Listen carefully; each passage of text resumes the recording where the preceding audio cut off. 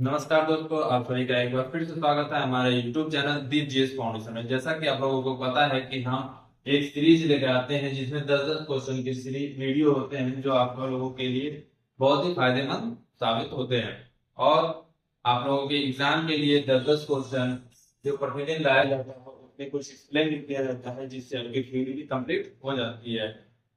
और अगर एग्जाम में आपको पास होना है तो निरंतर पढ़ाई करने की आवश्यकता होती है, क्योंकि एक दिन पढ़ाई बहुत ज्यादा कर लेने से कोई भी एग्जाम या फिर कोई भी तैयारी नहीं होती है। प्रॉपर धीरे धीरे कीजिए, लेकिन रोज पढ़ाई कीजिए। रोज पढ़ाई करने से आपका सिलेक्शन पक्का हो जाता है। तो चलिए स्टार्ट करते हैं अपने नेक्स्ट वीडियो का पहला क्वेश्चन। देखते हैं क्या है क्वेश्चन का। पहला क्वेश्चन है, अंडमान और निकोबार द्वीप समूह निम्नलिखित में से किस भूकंपीय क्षेत्र के अंतर्गत आते हैं। तो हमको जानना है कि भूकंपीय क्षेत्र क्या होते हैं। तो जहां पे भूकंप आने की संभावना होती है या फिर जहां पर भूकंप आते रहते हैं उसको भूकंपीय क्षेत्र के बारे में, तो उनको भूकंपीय क्षेत्र के रूप में डिवाइड किया जाता है। तो भूकंपीय क्षेत्र चार भागों में बांटा जाता है, चार भाग में, जिसमें आपका सबसे जो कम प्रभावशाली क्षेत्र होता है वो सेकेंड, जिसको तृतीय क्षेत्र बोलते हैं। और ये आपका छह दशमलव और 6 दशमलव से कम तीव्रता वाले, जो इसकी रिक्टर स्केल पे तीव्रता 6 से या 6 दशमलव कम से हो उसके उसको द्वितीय जोन में करते हैं, या जोन या क्षेत्र। और उसके बाद तृतीय तृतीय में आपका आता है 7 तीव्रता वाले, रिक्टर स्केल में जिसकी तीव्रता 7 रहे। चौथा आपका आता है 8 तीव्रता वाले।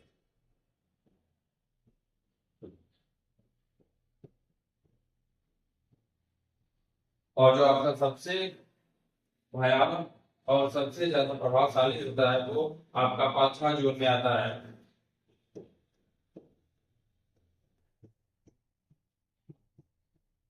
जो 9 9 या 9 से अधिक तीव्रता वाले भूकंप होते हैं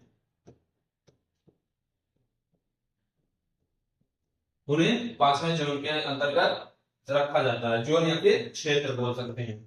तो आइए देखते हैं हमारा जो अंडमान और निकोबार द्वीप समूह है वो किस जोन या क्षेत्र में आता है। तो आपका वो 5वां जोन या 5वां क्षेत्र में आता है। चलिए अगला क्वेश्चन देखते हैं। अगला क्वेश्चन है आपका, सुनामी का विनाशकारी रूप। सुनामी, पहले तो हमको जानना पड़ेगा कि सुनामी क्या होती है। विनाशकारी रूप जिसे भूकंपी समुद्री लहरें भी कहा जाता है, सामान्यतः कारण उत्पन्न होती है। सामान्यतः किसके कारण उत्पन्न होती है? वाले भूकंप के कारण उत्पन्न होती है। तो किस तीव्रता वाले भूकंप के कारण उत्पन्न होती है ये पूछ रहा है। तो हमको पहले देख लेना है कि सुनामी आखिर होती क्या है। तो सुनामी ऐसी समुद्री लहर होती है जो तट के किसी तट को बहुत ज्यादा रूप से प्रभावित करती है, क्षति पहुंचाती है। तो सुनामी आपका बना है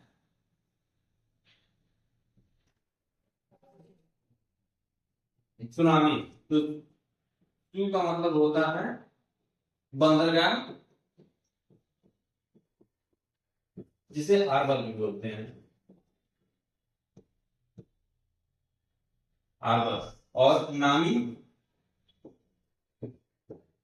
जिसका अर्थ होता है वेव, वेव या तरंग। तो ऐसी तरंग जो किसी बंदरगाह या फिर कोस्ट एरिया को या फिर तटीय क्षेत्र को बहुत ज्यादा प्रभावित करती है और उससे बहुत ज्यादा नुकसान होता है, उसे सुनामी कहा जाता है। तो नॉर्मली जो सुनामी उत्पन्न होती है जो वो 7.5 तीव्रता वाले भूकंप से तेज या उससे तेज वाले तीव्रता वाले भूकंप से ही उत्पन्न होती है, जो 2004 में सुनामी आई थी वो उसकी तीव्रता 7.5 से अधिक थी, वो इसी क्षेत्र में आया था, वो भूकंप के कारण ही हुआ। तो सुनामी आपका भूकंप के कारण आती है। क्यों आती है वो भी आगे देख लेते हैं। आपका देखिए ये आपका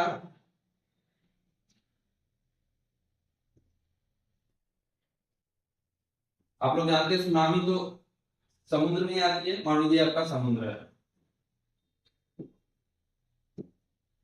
समुद्र है, समुद्र के नीचे जो प्लेटें होती है वो मान लीजिए यहाँ पे दो प्लेटें, क्रस्ट की दो प्लेटें हैं और इनमें चलन हो रहा है, ये उधर जा रही है और ये इधर जा रही है।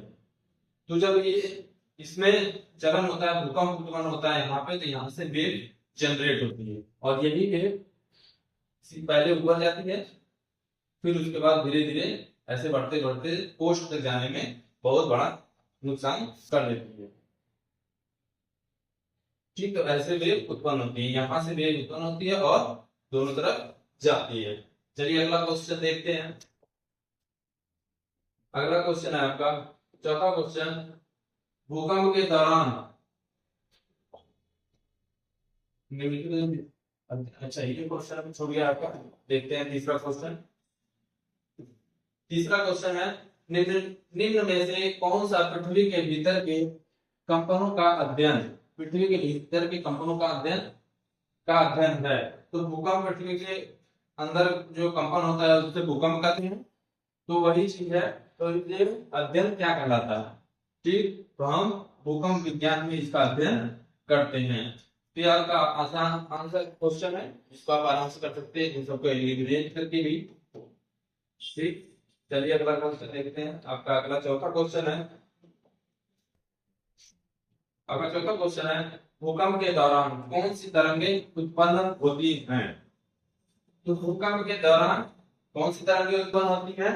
आपकी कॉस्मिक वेव उत्पन्न होती है, ये तो कॉस्मोस से आती है। भूकंपीय तरंगें, ये भूकंप से भूकंपीय तरंगें उत्पन्न होती हैं। आइए देख लेते हैं कितनी भूकंपीय तरंगें होती हैं। तो आइए देखते हैं, भूकंपीय तरंगें 3 प्रकार की होती हैं, 3 प्रकार की। पहली पी तरंग या प्राथमिक तरंग,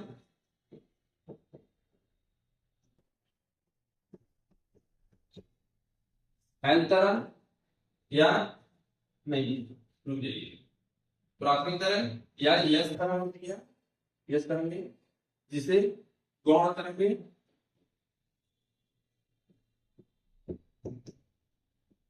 कहते हैं, या द्वितीय तरंगे, द्वितीय तरंगे।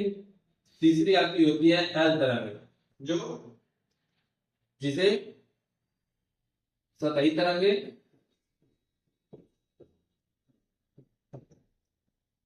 या विनाशकारी तरंगे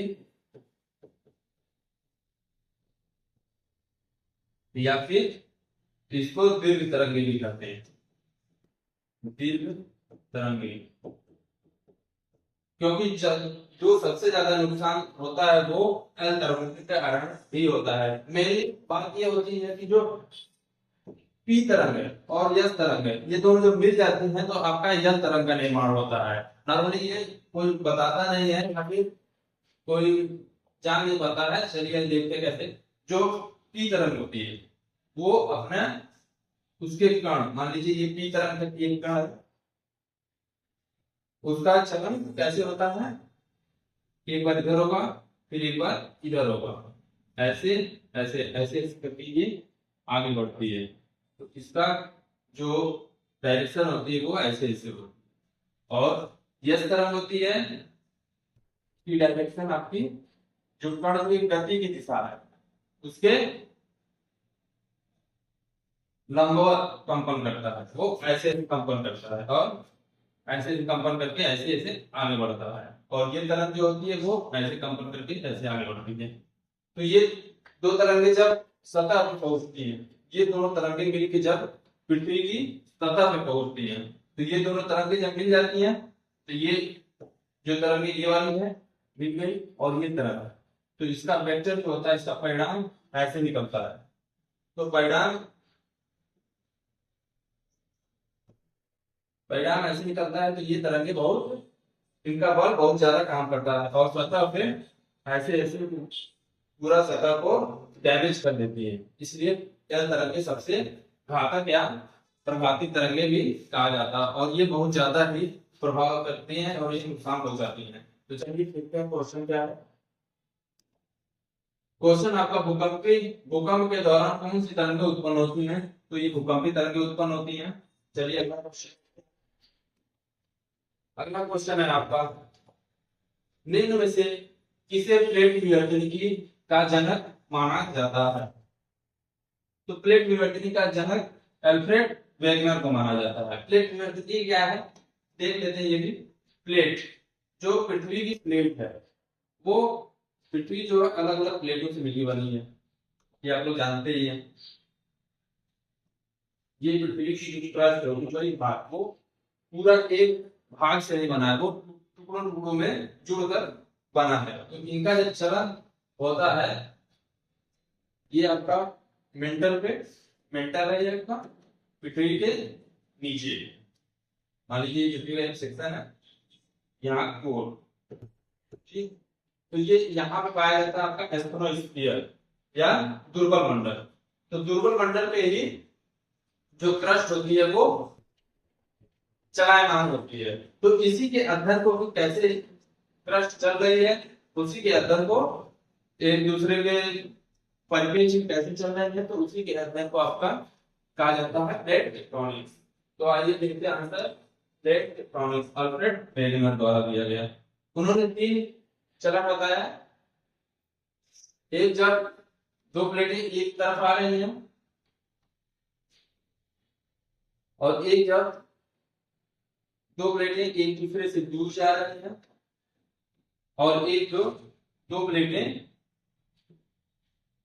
एक दूसरे से परस्पर स्पर्श होकर इधर उधर जा रहे हैं, न दूर जा रही है न पास आ रही है, ये बस एक दूसरे से सटकर जा रही है। चलिए अगला क्वेश्चन देखते हैं। ये 3 टाइप के प्लेटों का संचलन होता है।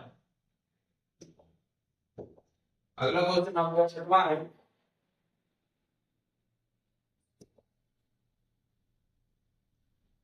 आपका 6वां क्वेश्चन है, निम्नलिखित में से कौन सी सबसे तीव्र भूकंपी तरंगे होती हैं? तो हमने बताया कि तरंगे कितने प्रकार की होती हैं? 3, पी, एस और एल में। तो जो पी तरंगे हैं वो बहुत तेज गति से चलती है। एस तरंग है जो वो ऐसे से चलती है, तो थोड़ा धीरे चलती है, ठीक। और ये जो दोनों मिल जाती है तो आपका एल तरंग बन जाती है। तो ये आपका आंसर हो जाएगा। इसमें पी तरंगों को प्राथमिक तरंगे भी कहते हैं, तो ये आपका सही हो जाएगा। चलिए अगला क्वेश्चन देखते हैं। 7वां क्वेश्चन है आपका, किन भूकंपी तरंगों में अनुप्रस्थ विस्थापन होता है? अनुप्रस्थ विस्थापन का मतलब है कि जो ऐसे हो, जो ऐसे ना हो। ये क्षैतिज है आपका, ये क्षैतिज विस्थापन है, ये अनुप्रस्थ। अभी हमने देखा कि जो यस तरंगे, उनके जो कण होते हैं वो ऐसे गति करते हैं, ऐसे गति करते हुए आगे बढ़ते हैं। तो आपका यस तरंग जो है वो अनुप्रस्थ विस्थापन शामिल होता है। तो इसमें पी तरंगे नहीं होगा, एल तरंगे नहीं होगा, एस तरंगे होगा। आपका ऑप्शन सी बिल्कुल सही हो जाएगा। चलिए अगला क्वेश्चन देखते हैं। 8वां क्वेश्चन है, निम्नलिखित में से कौन सा सुनामी का कारण नहीं है? तो सुनामी कितने प्रकार से हो सकती है? भूकंप के कारण आपने देखा ही आ सकती है। ज्वालामुखी विस्फोट, अगर आपका भूकंप ज्वालामुखी विस्फोट अगर किसी सागर के निकल में हो, सागर के नीचे वाले भाग में हो, तो यहां से ये पानी को इधर धकेल देता है और सुनामी आ जाती है। तो ये भी आपका इससे भी होता है, इससे भी होता है। समुद्र के अंदर भूस्खलन, अगर भूस्खलन हो जा रहा है तब भी होता है। तो ये 3 ऑप्शन आपके गलत हो जाते हैं। जो पूछा है कारण नहीं है, तो कौन सा कारण नहीं है? तो मृदा अपरदन। मृदा अपरदन आपका सतह पर होता है। तो वो जो चीज भूकंप, जो चीज सुनामी किससे रिलेटेड है? सुनामी आपका सागरिक तरंगों से रिलेटेड है। तो जो जब सागरिक तरंग जब सागर में कोई चीज हलचल होगी तब उसके कारण सुनामी आएगा। तो जो ये मीठा बर्तन होता है ये सतह में होता है, तो इसलिए आपका ऑप्शन ये चीज सही हो जाएगा। आइए अगला क्वेश्चन देखते हैं। आपका नंबर क्वेश्चन है पैसिफिक रिम ऑफ फायर के संबंध में निम्न में से कौन सा कथन सही नहीं है। तो इसको जानने के लिए पहले हमको देखना पड़ेगा पैसिफिक रिम, जो रिंग ऑफ फायर है, पैसिफिक रिंग ऑफ फायर वो कहाँ है। उसके बाद हम ऑप्शन को देखेंगे और उसको करने की कोशिश करेंगे। तो चलिए आइए देखते हैं, देख लेते हैं इसको।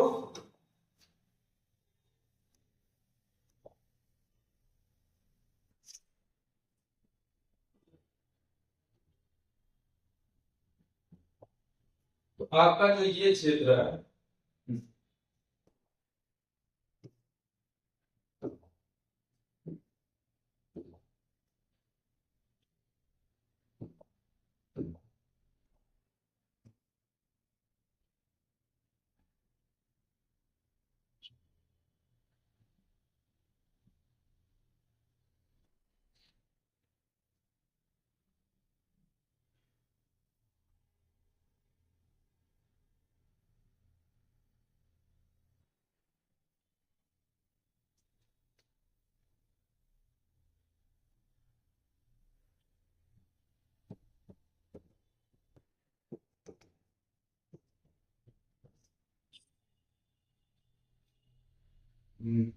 ये आपका अलास्का का क्वेश्चन है।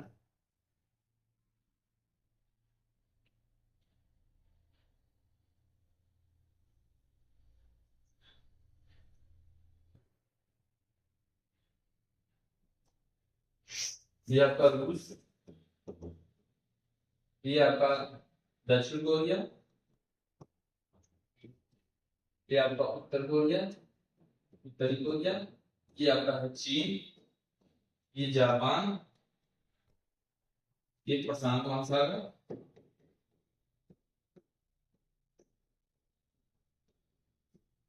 ये आपका यूएसए अलास्का, यूएसए का जो अलास्का वाला पोर्शन है ये आपका कनाडा, और ये यूएसए।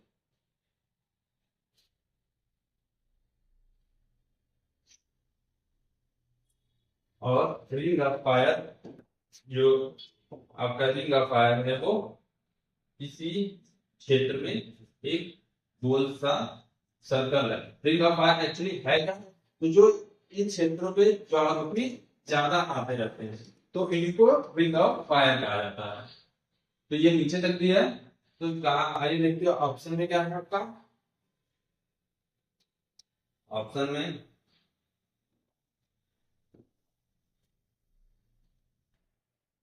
है इसकी लंबाई लगभग 40,000 किलोमीटर, ये तो बिल्कुल एकदम सही है। इसकी लंबाई 40,000 किलोमीटर है। पृथ्वी के 75% ज्वालामुखी रिंग ऑफ फायर में स्थित है, ये भी सही है क्योंकि 75% जो ज्वालामुखी है वो रिंग ऑफ फायर में ही आते हैं। पैसिफिक रिंग उत्तरी अमेरिका और दक्षिणी अमेरिका के पूर्वी तटों को कवर करता है। तो ये पूर्वी तटों को नहीं, हमने अभी देखा कि ये पश्चिमी तटों को कवर करता है, तो ये गलत हो जाएगा। और यह सक्रिय ज्वालामुखियों की एक बेल्ट है, तो जो इसमें सक्रिय ज्वालामुखी है उसके इसकी बेल्ट है ये। तो क्वेश्चन क्या पूछा है, सही नहीं है, कथन सही नहीं है। तो ये तीनों तो सही कथन है, यही सही है, ये आंसर यही सही हो जाएगा आपका तीसरा वाला। चलिए अगला क्वेश्चन देखते हैं।